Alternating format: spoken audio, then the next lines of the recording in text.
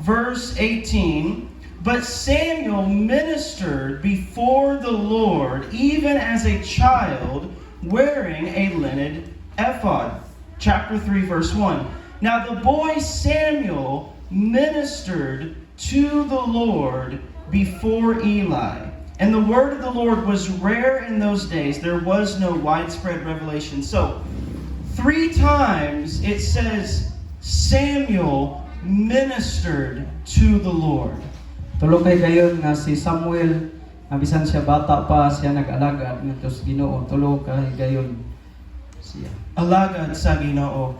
So my mensahe is ang imong ministeryo or ministry ngadto sa Dios. So your ministry to God. Amen?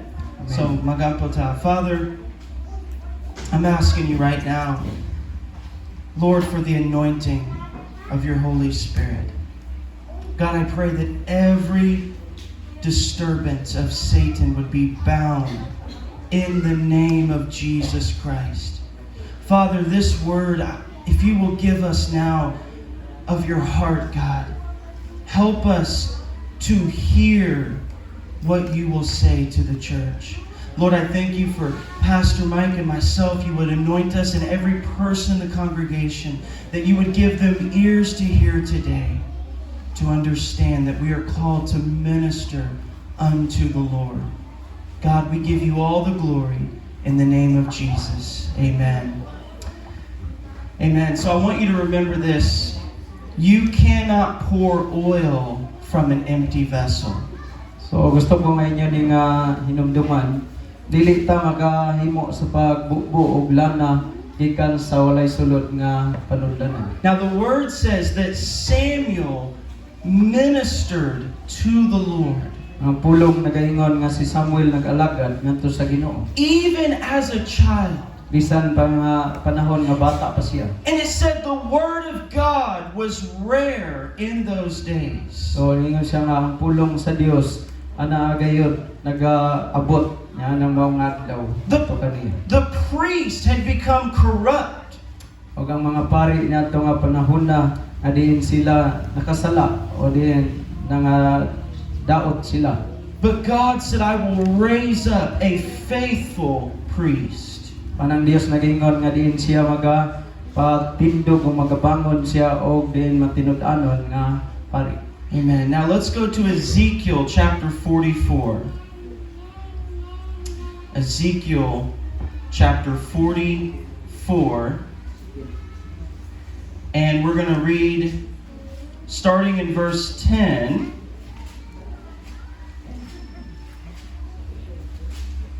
Verse 10 through 12.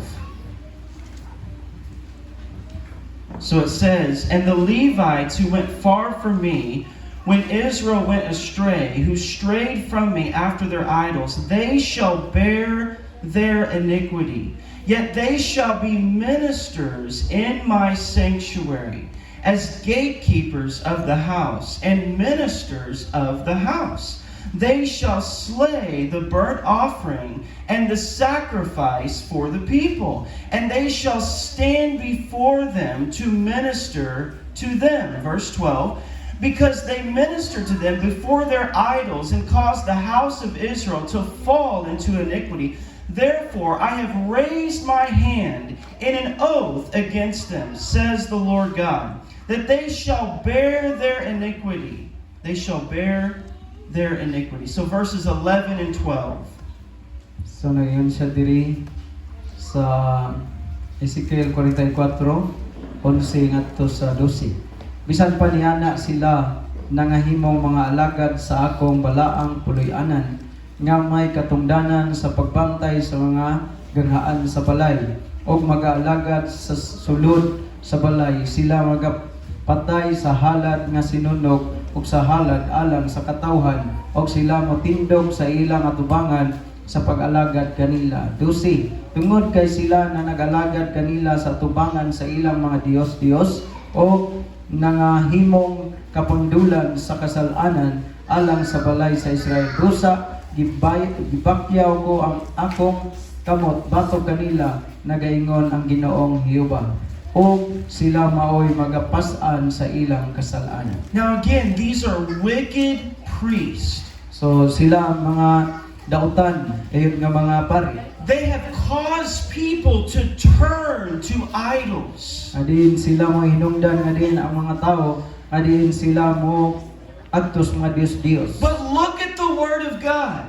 Pantanawa ang pulong sa Dios. They will do the work of the ministry. Adin sila nagabuhat biya sa buluhaton sa kining pag-alagad. And he said, in my house. Ayun sa diha sa akong balay. But look at verse 13. And they shall not come near me to minister to me as a priest, nor come near any of my holy things, nor into the most holy place. For they shall bear their shame and their abominations which they have committed. Sa versikulo 13, ug sila dili makaduol kanako sa pagtuman sa katungdanan sa saserdote kanako ni makaduol sila sa bisan unsa sa akong balaang mga butang. Sa mga butang nga labing balaan hinunua pas-ano nila ang ilang kaulawan o ang ilang mga dulongtanan nga gihimo nila. Now understand the word of God. Nato nga sabton ang pulong sa Dios. He said they will do the work of my house. Nagingon siya nga diin sila nagabuhat man sa mga buluhaton sa akong panimalay. But they will not come to me to minister to me. Pan siya nagaingon apan sila wala mo duol kanako aron sa pag-alagad o pagsilbi kanako. They will not come to my holy place. Dili sila moadto sa balaan nga dapit. See, you can be in the house of God. So may mo nga naagtan sa balay sa Dios. You can do the work of ministry. O din ato nga mahimo man ang buluhaton diha sa mga o diha sa pag-alagad. But that doesn't mean you are ministering to God. Pan kini wala magpasabot nga din nakasilbi na ka ngadto sa Dios. Now look at verse 15. But the priest, the Levites, the sons of Zadok, who kept my charge of my sanctuary, when the children of Israel went astray from me, they will come near me to minister to me. They will stand before me to offer to me the fat and the blood, says the Lord. Verse 16. They will enter my sanctuary. They will come near my table to minister to me and to keep my charge.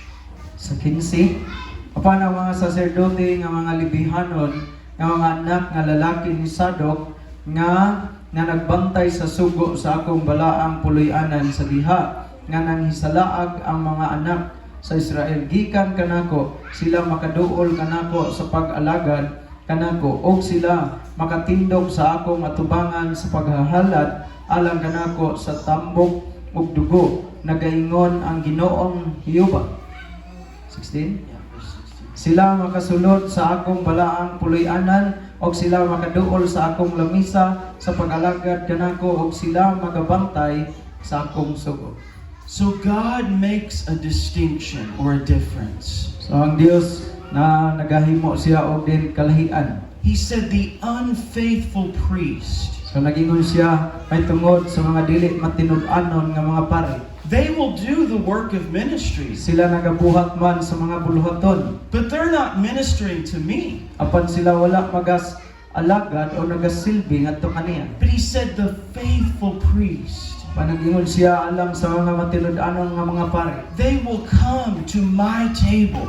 Sila makaduol sa akong lamisa. They will minister before me. Sila mag-aalagad sa akong atubangan. Now, remember the word of Elijah the prophet. Nato nga hinumduman ang kining pulong sa manalagna nga si Elias. He said, the Lord God before who I stand.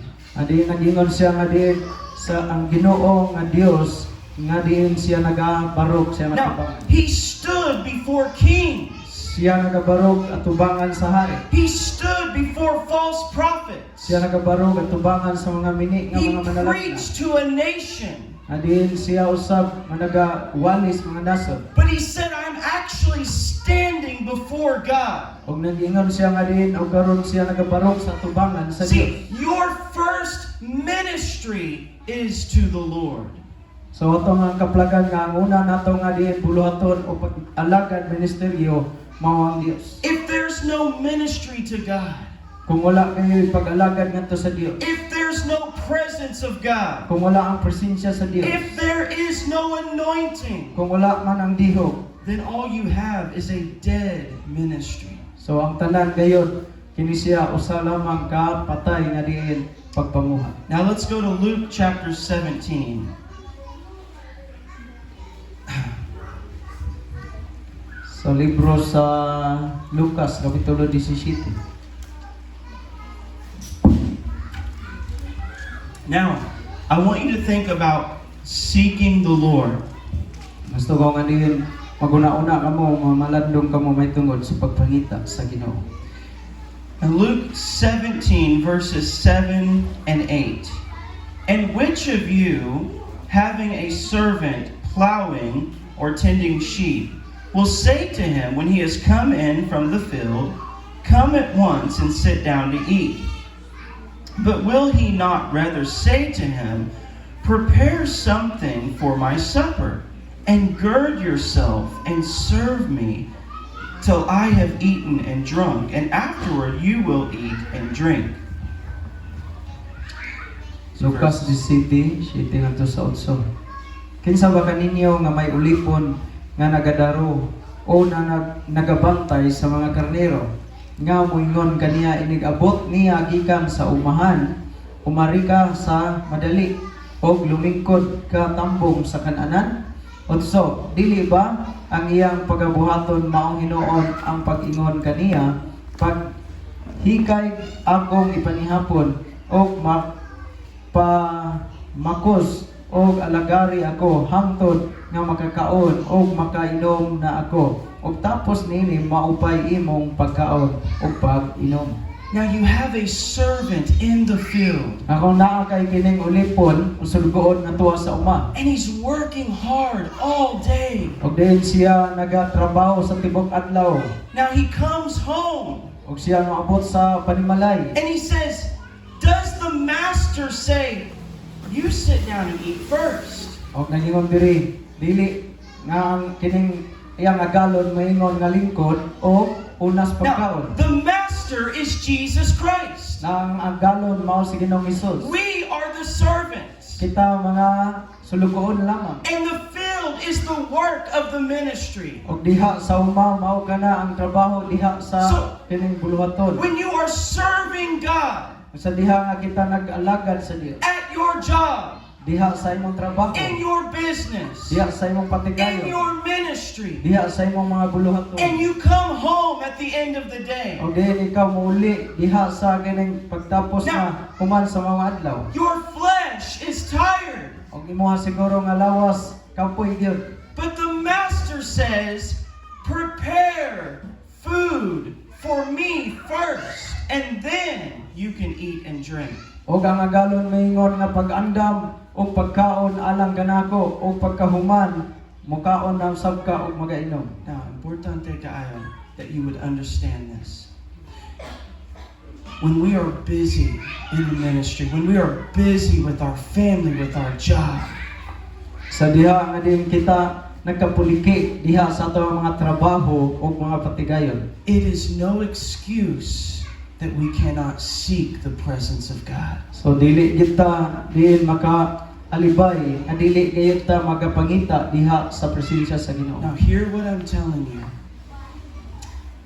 Your service to God does not replace your time alone with God. So kani nga inato nga kining pag-alagad ngadto sa Ginoo dili gayud ni siya maka fully diha sa kining atong kaugalingon nga diin makikuyog kauban sa Ginoo. Our flesh, at the end of a long day, we just want to rest. So ang atong lawas sulod niya na nga kining mao nga adlaw taas nga panahon nga diin kag kinahanglan gayon og pahulay. We don't want to pray. So dili ta gusto nga diin mo ampo. We don't want to open our Bible. Di ta gusto nga mo aplis tong We Biblia. just want to relax. Atong buhaton is kana ra gyud mo pahulay ra kita. But the master said, prepare something first. Apo ang nagalon mingon nga din pag-andam unaha ko sa pag-selfie para kanako.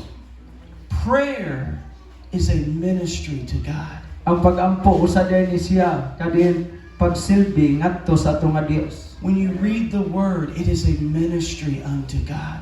Sa diha nga din gabasa ka sa pulong kini siya usa ka pag-alagad o pag-selfie ngadto sa Ginoo. Now, how is it that we can prepare something to eat for Jesus Christ? Naon sa unsaman nga din maka andam ta o usa ka butang nga din atong mapakaon ngadto kang Ginoong Hesus. Let's go to Luke chapter 10.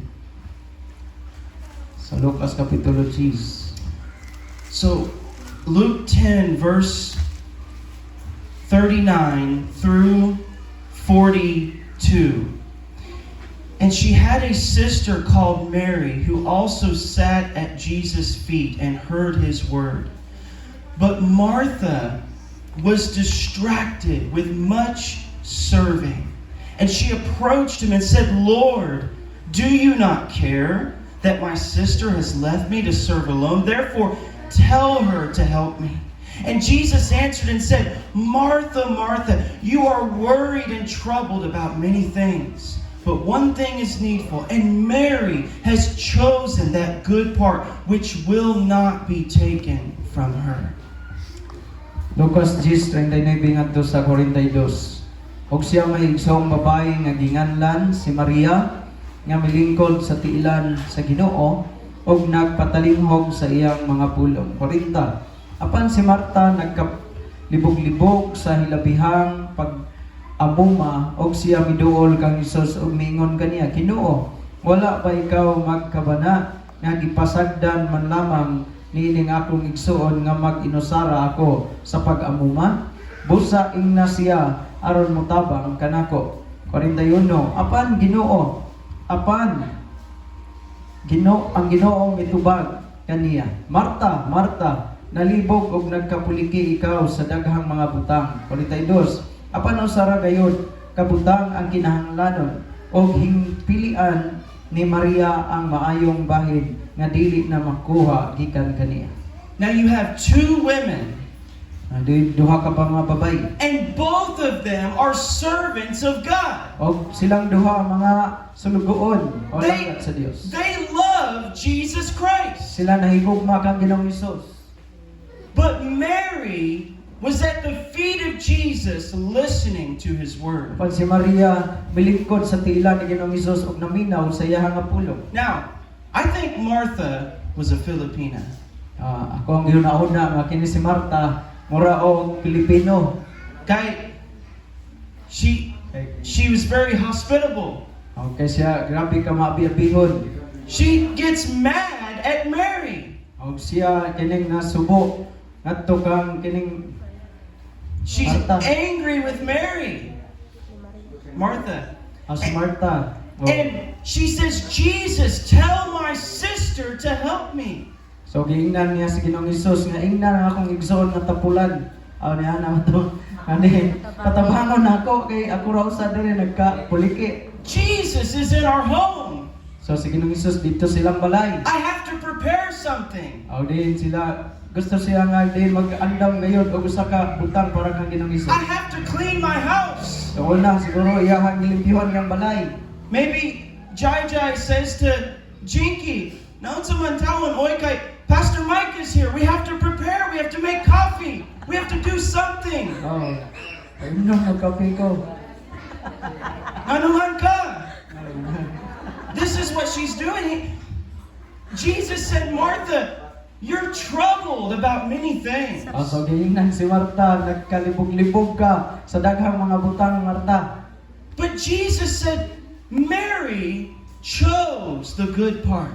Si Ginoong Hesus mingon si Maria nagapili sa usa ka maayo nga bahin. Sometimes we get so busy in the Sa things of God kapuliki gayud ta sa maong mga butang. that we get distracted from the simplicity of being at the feet of Jesus Christ. O kini mahimo nga diin makapapugong kanato nga diin kita makaduol diha sa tila ni Ginoong Hesus. Now, remember, He said, prepare something to eat for me first.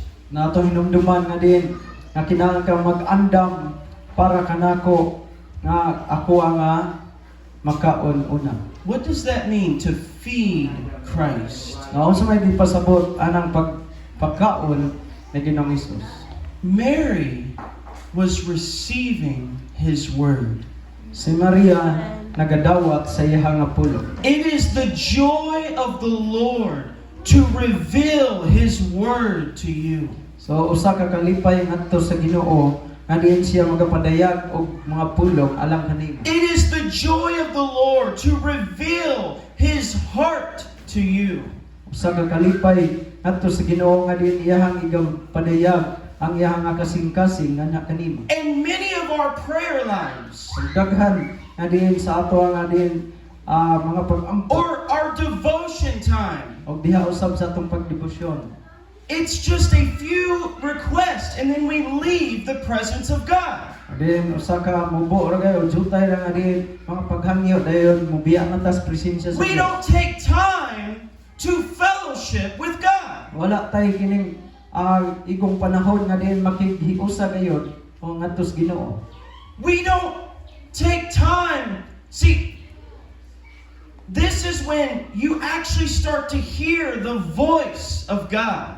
Adin kinahanglan nga mohimo taw kining panahon nga diin mao ni higayuna nga diin ato ang madunggan ang tingog sa Ginoo. When you open His Word and it begins to come alive in your heart. Sa diha nga moablita sa iyang nga pulong sa iyang nga Biblia mohatod kini magasugod kini nga diin ang atong kasing-kasing mabuhi. Amen? Now I want to show you something. Let's go to Galatians chapter 6. Now, this is a revelation that's very simple, but I believe this applies to many people even here. So, mahimo nga din kini, yano lamang nga din pinadayag apan kini akong gituan nga din makahatag kini kanato og kadasi. Now, Revelation 6 verse 9. And let us not grow weary while doing good, for in due season we shall reap if we do not lose heart. So, kinsa mabasa? Galatians 6 verse 9. Did I say Revelation? Galatia 6 verse 9. Sorry, guys. Siya dili pinadayag. So I'll read the English again. And let us not grow weary while doing good, for in due season we shall reap if we do not lose heart. Amen. So, kinsa mo basa sa Basay? Galatia 6 verse 9.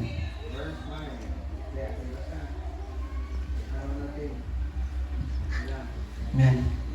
Lasya ito sa versikulo hindi busa dili kita magpinapulan sa pagbuhat o maayo sa ito malagimon kita buabot ang panahon nga makaani gayo kita o sa bunga niini.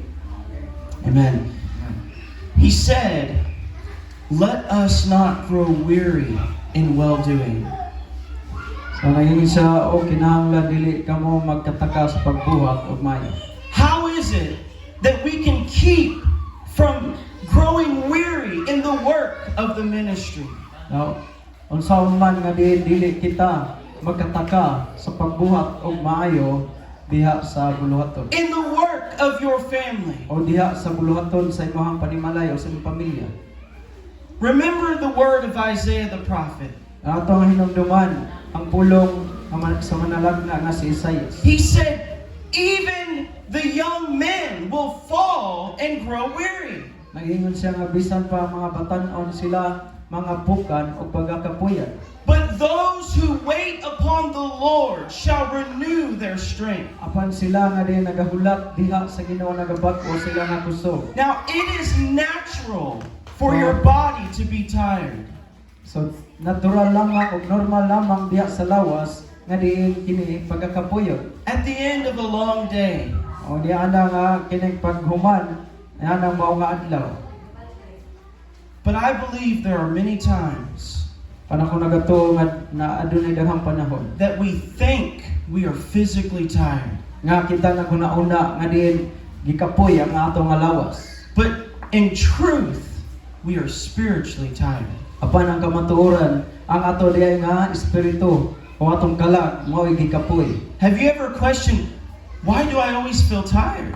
O nakasinati na baka nakasulay na baka og pangutana anong pirmi ra man kong gikapoy. Maybe it's not your body, but it's your spirit. So siguro basin dili ang imong lawas magikapoy, apan ang imong espiritu mao naluya na. Because that's the only way you can keep from growing weary. So tungod kay kana lamang nga di bahina, nga di pagiha, nga di kita nga ang imong dili kapuyon. Because if you're constantly pouring out the oil of heaven, Tungod kay sa kanunay nga din ikaw nga din anaa nagayabo o diha sa kining lana nga gikan sa langit. if you're constantly pouring out the strength of God, Nga din sa kanunay nga din imuhang gibukbo ang kusog gikan sa Dios. but there's no oil coming back into your vessel, Apan walay kining lana nga din moabot sa imong panudlanan. then you will become weary. So mao ka na hinungdan nga din moabot nato ang kakapoy. Because you're trying to pour oil from an empty vessel. Tungod kay imuhang nga din gihimo nga din imong sudlan ang walay sulod nga din panudlanan ug lana. That's why Jesus said, give us this day our daily bread. Mao ka na ang hinungdan nga sa Ginoong Hesus mingon ug hatagi kami og pagkaon nining adlaw. Now, of course, that's financial. O kini siya siguro usa sa panalapianan nga bahin. That's every need of your life. O kini siya mao ang matag pananginahanglanon sa mga kinabuhi. Because Jesus said, I have bread that you do not know of. Tungod kay sa Ginoong Hesus mingon ako ang tinapay nga wala ninyo mailhi. My bread is to do the will of God. Ang akong pagkaon mao ang pagtuman sa kabubuton And he sa said, mga. I am the bread that came down from Ug heaven. mingon siya ako ang tinapay nga nanaog gikan sa langit. And we spend so much time Og siya nigugol og taas gayud kay nga panahon with the ungodly things, ngadto sa mga dili Diyos no nga mga butang. or those things that don't exhort the soul. O din sa mga butang nga din wala nagahatag o pagdasig sa mga kalang. And then we wonder, why am I so dry? O din nga din siya nahibulong siguro ka nga din ngano man nga din naugang ko. Why do I feel so far from God? Adin ikaw ngano nga kaingon ka ngano nga din murag layo man ko kayo sa Ginoo. God did not change. Ang Dios wala gyud mausab. God did not move off of His throne. Ang Dios wala gayud siya manaog og diha siya nga trono. But we have strayed from His presence. Apan kita nga din dunay panahon nga din nawala Now- kunay sa laag ta diha sa iyang presensya. I experienced this before the youth camp with being tired in my body, or the youth fellowship. So ako na nga nasinati nga din gikapoy pagayo akong lawas so wala pa tong panahon sa panagtigom sa mga batanon. In my heart, I was saying, God, I want your word for the youth. Diha sa akong kasing-kasing nangandoy ko ikan sa Dios o pinulong para sa mga batanon. And even the day before, I wasn't sure, what is the message? O bisan pa niya nga kinang hapit na ang adlaw nga din ana ang panagtigom pero di pa ko siguro unsa gayud ang mensahe. And I told Annalyn, can you pray for me? My body is so tired. I need the word of God. O akong gaynan si Annalyn nga din makahimo ka pag-ampo o kanako kay kapoy kayo ang akong lawas. And she said, take your Bible and go upstairs. Og siya mingon, dadaan na imong Biblia, ko atong Biblia og dadaan ato sa taas. And as I went upstairs, I heard the word of that pastor saying, could you not watch with me 1 hour? Og sa diyang dito na taas, akong nahinumduman o akong nibalik sa kong nauna ang akong nadungog. Adi nag-ingon, na dili baka makahagahin ka na ko bisag-usa na lang katakna. And as I began to seek God, suddenly the word came to my spirit. Og sa diyang isugod ko pagpangita ngadto sa Dios og sa kalit diha ang Ginoo o Espiritu Santo nagahatag kanako og mensahe. And I was no longer tired in my body. O wala na ko mibati pa og kakapoy sa panglawas. So many of us, we think It's a physical weariness, but it is spiritual. Og daghan nga nato nga din naguna-una nga din kini kakapoy lamang sa lawas apan kini diyan siya kakapoy diya sa espiritu o sa tungkalan. Amen. Now let's go to Acts 12, verse 25. Libro sa mga Buhat kapitulo 12 bersikulo 25. And then we'll go right into the next chapter, 13, verses 1 and 2. So it's in a row. So, and Barnabas and Saul returned from Jerusalem when they had fulfilled their ministry. And they took with them John, whose surname was Mark. And now I'm going to go to Acts 13, verses 1 and 2. Now in the church that was at Antioch, there were certain prophets and teachers: Barnabas, Simeon, who was called Niger, Lucius, a Cyrene, Manaen, who had been brought up with Herod the Tetrarch, and Saul. Verse 2. As they ministered to the Lord and fasted, the Holy Spirit said, "Now separate to me Barnabas and Saul for the work to which I have called them." Amen. 13, 1 to. Chapter 12, verse 25, and then 13, 1 and 2. Praise God. Amen. So nagyon siya diri sa libro sa mga Buhat 12:25. Og sa Bernabe og si Saulo tapos makatuman sa ilang pagpang-alagad na mauli gikan sa Jerusalem nga na nagdala kang Juan nga ginganlan usab og Marcos. Kapitulo 13 1 ug 2. Og sa iglesia sa Antioquia dito'y mga propeta o mga magtutudlo nga mao sila si Bernabe, si Simeon nga ginganlan og Niger, si Lucio nga taga Cyrene, si Manain nga kanhi sakop sa panimalay ni Herodes nga gobernador, og si Saulo. 2. Og samtang na nagsimba sila sa Ginoo og na nagpuasa, ang Espiritu Santo miingon, igahin kanako si Bernabe og si Saulo alang sa buluhaton nga niini gitawag ko sila. It says they returned from Jerusalem. So nagingon nga og sila na mauli gikan sa Jerusalem. And they fulfilled their ministry. Og diyan sa natapos nila ang ilang buluhaton. They fulfilled the assignment of God. Og ilaha nga din nahuman ang gipatrabaho Now, sa Dios. they had poured out the kingdom of God. So ilaha gayud nga diyan gibubo diha sa gingharian sa Dios. And it says, after they come to Antioch, Og nagingon diri nga human nga diyan sila ni adto sa simbahan sa Antioquia. it says they were ministering to the Lord in fasting and prayer. Og nagingon diri og sila nag-alagad ngadto sa Ginoo diha sa pag-ampo o pagpuasa. And then the Holy Spirit speaks. Og unya ang Espiritu Santo misulti kanila. Separate Paul and Barnabas Ang ingon nga igahin kanako si Bernabe og si Saulo for the work of the ministry. alang sa buluhaton. So- Alang sa buluhaton. They came from one assignment So sila gikan sa usa ka buluhaton and they began to minister in fasting and prayer. og sila nagsugod sa pagselbi ngadto sa Dios pinaagis pag-ampo ug pagpuasa. And that's when the Spirit spoke for the next assignment. Og dinha niya ng tumura ang Espiritu Santo misulti sa sunod nga diin buluhaton. See, that's when we receive revelation from God.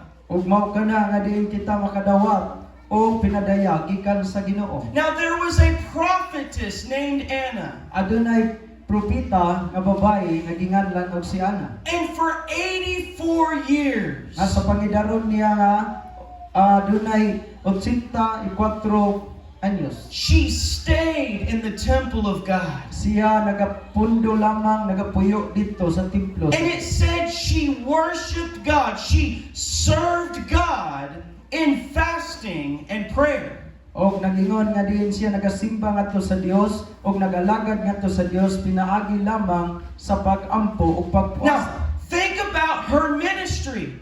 Now, pamalandong ang iyaha nga kining buluhaton. In the natural, you cannot see the fruit. Sa natural lamang dili siguro nimo makita unsa ang bunga sa iyahang gihimo. There's no congregation. Kay wala man say mga tawo nga iyahang gidala. There's no crusade. Wala may krusada nga gihimo. But she is fasting and praying for 84 years. That was her ministry to God. Nasulod niya na nga gidugayon anang katuigan. 84 katuig na din siya nag-alagad sa Dios. Now, let's go to Luke chapter 2. I want you to see this. Libro sa mga buhat kapitulo 2. And remember, this is when you receive revelation and instruction gikan sa Baba sa Dios. So, ang usbon nga niini nga panahon na sa iyang gihimo dito siya makadawag og din mga pahimangno gikan See, sa baba sa Man does not live by bread alone, but by every word that proceeds from the mouth of God. Kaya ang tao dili man mabuhi sa tinapay lamang kundi sa tagpulong usab nga mugawas See, gikan sa baba. We obey the written word of God. Kita mitahod niining mao nga sinulat nga pulong sa Dios.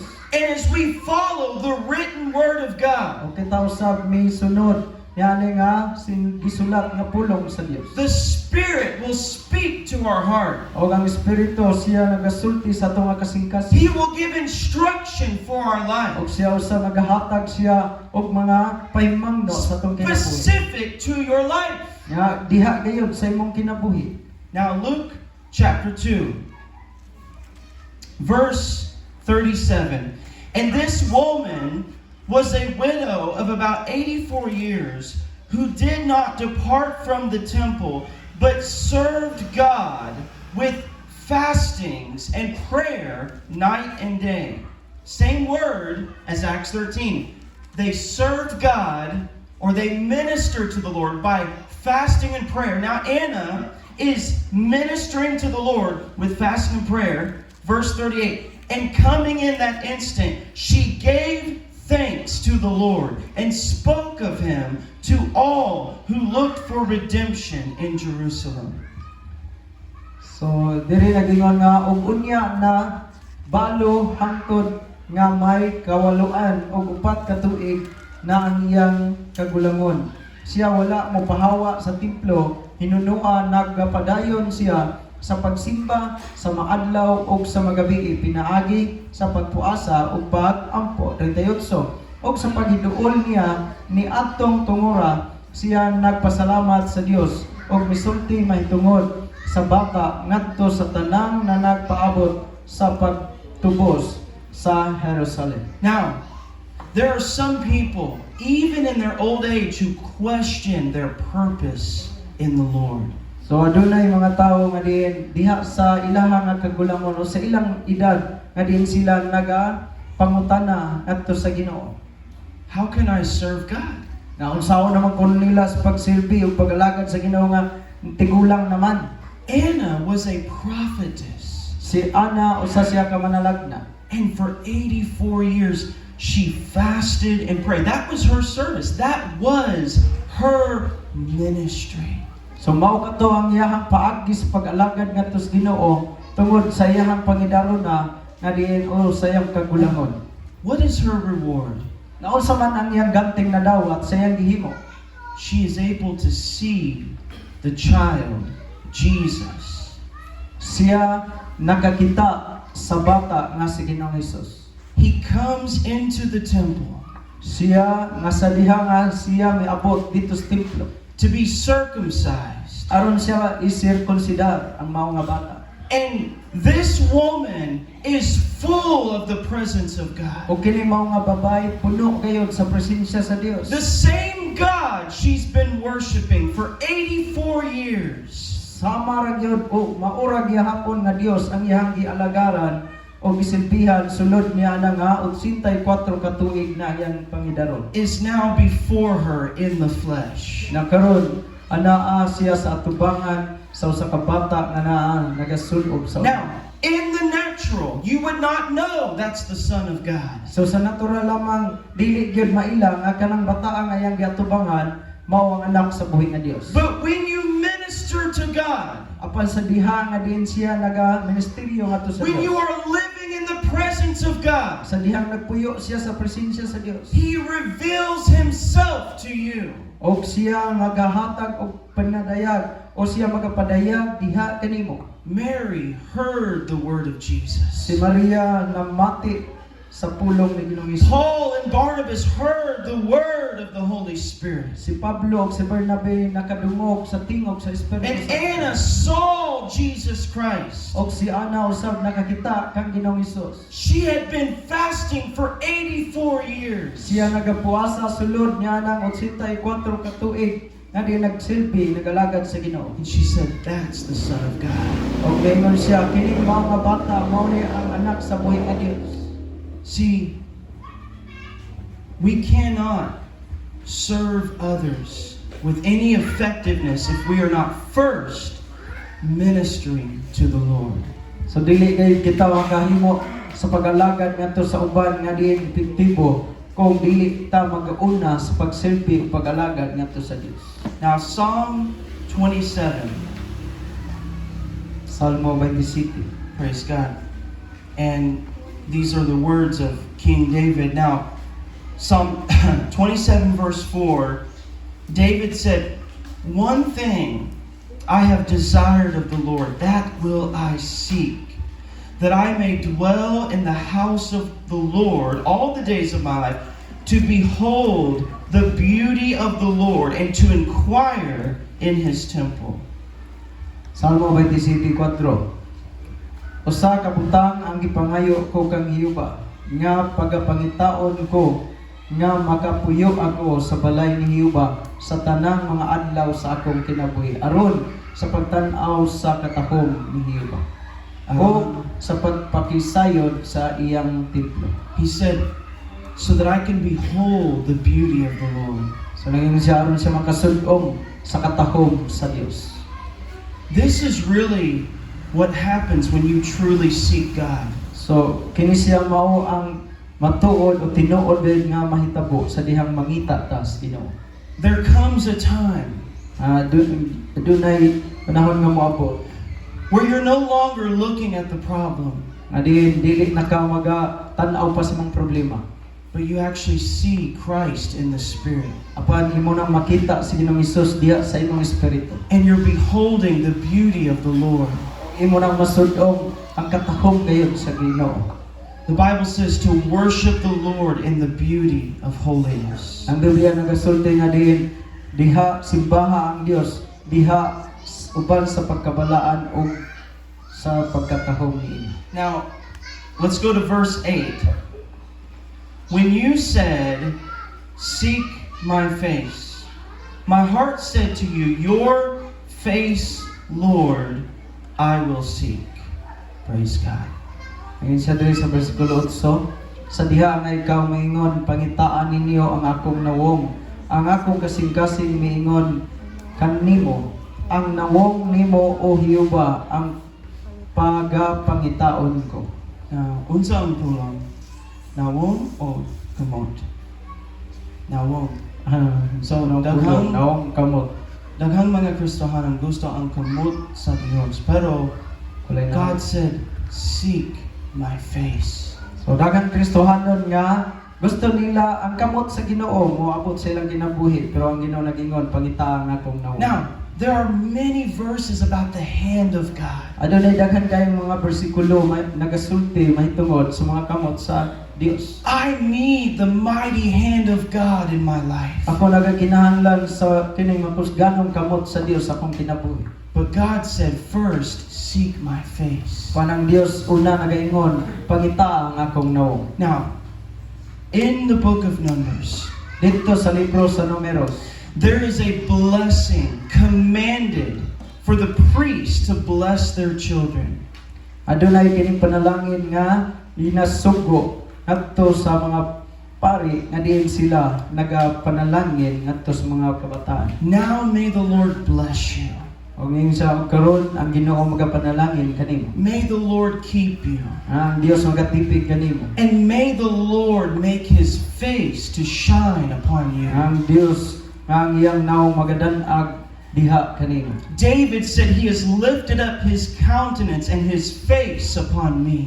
Og si David nagaingon nga og diha nakita niya ang kining panagway sa Dios nga diha sa iyang atubangan. Paul said, we are transformed into the same image from glory to glory. Si Pablo nagaingon nga din siya ginausab sa samang dagway himaya ato sa himaya. So when we seek the face of God, Sa dihang kita mangita sa naong sa Dios. the presence of the Lord, O diha sa presensya sa the Dios. joy of the O Lord, diha sa kalipay sa Dios. we are transformed into the image of Christ. Kita mga usab sama unya sa dagway ni Kristo. It is impossible to be in the presence of God and not be transformed. So, lisod gayo nga di na ata sa presensya sa Dios kunya wala ta mga usab o See, wala mga pag. someone can come to a dead church O dunay dunay tawo nga din siya mo abot o moadto ngadto sa patay nga simbahan.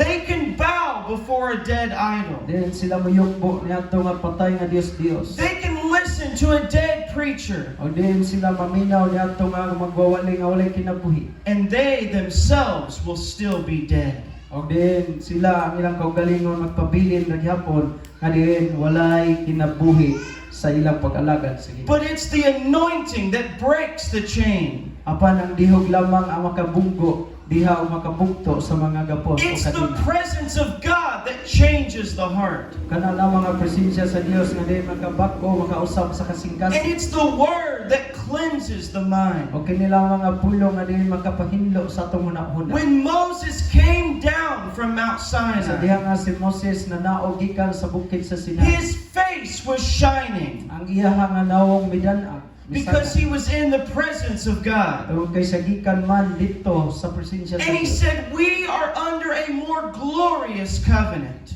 Ngayon siya nga din kita ilalom niya ng labi pa gayon nga din himaya sumala sa iyang kasabutan. So David said, I will seek your face. Sa si David nagingon akong pangitaw ng imong nawo. When we make request of God, Sa dihang mahimo kita og diin paghangyo ngadto sa Dios. it's very important to ask God for our need, our trouble, all of that. So importante gayo nga diin mangayo ta ngadto sa Ginoo sa atong panginahanglan o bisan pa sa atong mga lakaw. But that's really seeking the hand of God. And that's good. Apan dili kini mao gayon ang kining tinuod nga diin pagpangita ngadto sa kasing-kasing sa Dios pero maayo gihapon na. It's still good. But your prayer life should go beyond asking into worship and simply being with God by the word and by praise.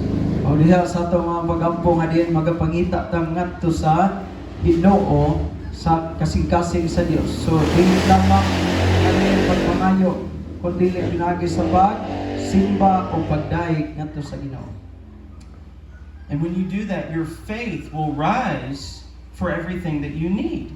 Og kun ato ni nga buhaton na nang ato nga pagtuo nan siya mo lig-on. And then you'll actually start to intercede by faith. Og diin magasugod kita diha sa pag kining pangamuyo o pagluyo sa mga pagampo pinaagi sa pagtuo. When you are worshiping and enjoying the presence of the Lord, Sa diha nga din kita magasimba o din magakalipay diha sa presensya sa Dios. then a boldness will rise up in your prayer. O din ang adunay kaisog nga din moabot diha sa imong mga pag-ampo. And now you start to go to war for your family.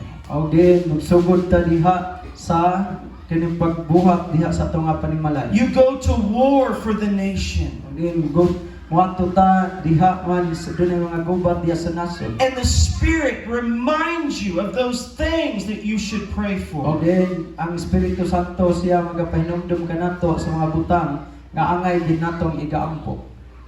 Praise the Lord. Now let's go to one last scripture. Sa katapusan, versikulo, Daniel chapter 7. Praise God. Amen.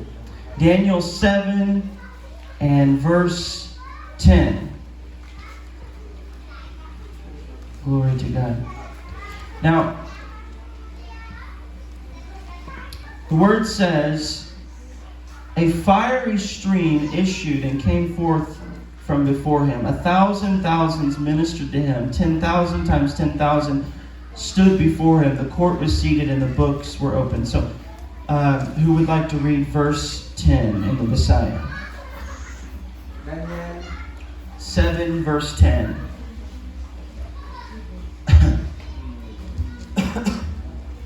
Daniel versikulo 10. Ang sapa nga city Gis. Ang sapa nga kalayo migula o mibaha gikan sa iyang atubangan mga libo ka mga libo na nag-alagad kaniya og napulo kalibo na nagtindog sa iyang atubangan. Ang paghukom gisugdan og ang mga basahon gipuklan. Now this is part of a vision into heaven. So, kabahin ni siya sa pagmanawon dito sa langit. And Daniel sees 10,000 times 10,000 ministering to the Lord. O si Daniel nakakita na din adunay napulo kalibo na din nag-alagad sa Ginoo. So even in heaven, we will minister unto God. Mabisan dahil ngadto sa langit kita magasilbi ngadto sa Dios. It says his servants will serve him.